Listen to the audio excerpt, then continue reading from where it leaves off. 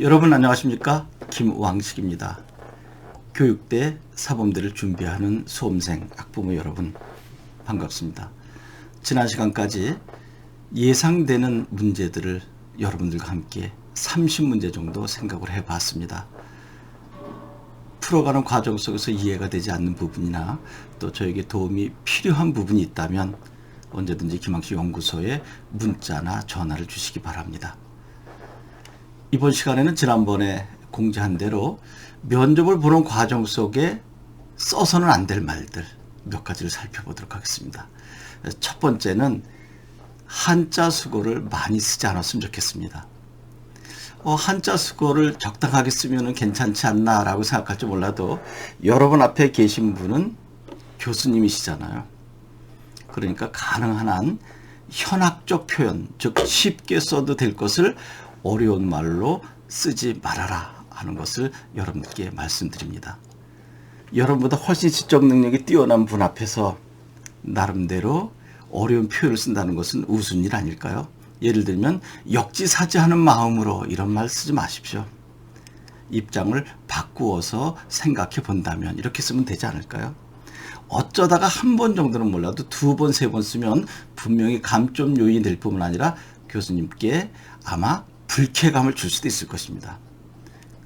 두 번째로 외래어, 외국어 가능한 쓰지 않았으면 좋겠습니다. 노하우, 스킬 이런 것들 쓰지 않았으면 좋겠습니다. 가능한 쉽게 우리말을 사용했으면 좋겠고요. 그 다음에 지난번에도 살짝 언급했죠. 어차피 라고 하는 말 쓰지 마세요. 제가 어차피 교대를 지원한 이상 최선을 다해서 면접을 보고 교단에 서도록 하겠습니다. 여러분들은 교사의 꿈을 가지고 있지만 어차피라고 하는 말 때문에 다른 것 할 수 있는데 차선 또는 차차선의 방법으로 교대를 지망한 것입니다 라고 하는 여러분이 의도하지 않은 바대로 교수님이 생각할 수 있거든요. 정성이 없어 보입니다. 어차피 쓰지 마시고요. 그 다음에는 그게 아니고요 라고 하는 말 쓰지 않았으면 좋겠습니다. 현장에서 저와 학부모님과 학생과 함께 공부할 때 지금 학생에게 제가 묻습니다. 엄마에게 혹시 그게 아니야 라고 한 적 없어? 그러니까 엄마가 옆에 계시다가 이 녀석 매일 그게 아니고요 라고 합니다. 그랬더니 그 아이가 엄마도 그랬잖아 라고 하죠. 저도 마찬가지입니다. 제가 자녀와 또는 아내와 대화할 때 그게 아니고 라고 하는 말을 생각보다 많이 쓰고 있습니다. 별 생각 없이 썼습니다. 그런데 잘 생각해 보면 상대방을 무시하는 것, 묵살하는 것 같은 느낌이 들지 않나요? 교수님 앞에서도 그럴 수 있거든요. 여러분 나름대로의 생각을 펼치는데 교수님께서 반론을 제기하면 교수님 그게 아니고요 라고 할 때 심각한 일이 벌어질 수 있겠죠. 그리고 늘상 하는 이야기지만 저희 나라는 이라고 하는 말 쓰지 않았으면 좋겠어요. 우리나라는 이라고 했으면 좋겠죠. 그래서 저는 언어의 향기라고 하는 말을 가끔 씁니다. 향기 나는 언어가 도대체 무엇일까요? 가능한 한 우리말의 아름다움을 쉽게 사용하는 것이 아닌가라고 생각합니다.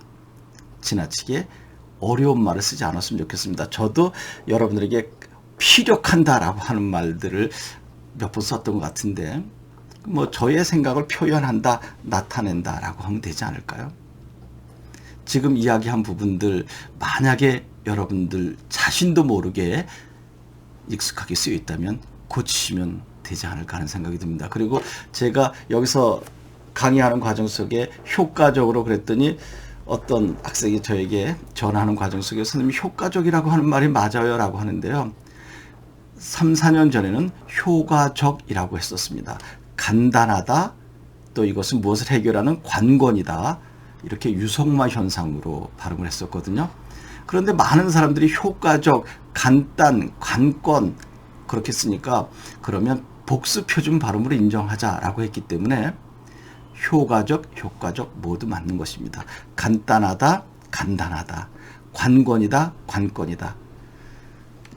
여러분 불법 유턴이 맞습니까? 불법 유턴이 맞습니까?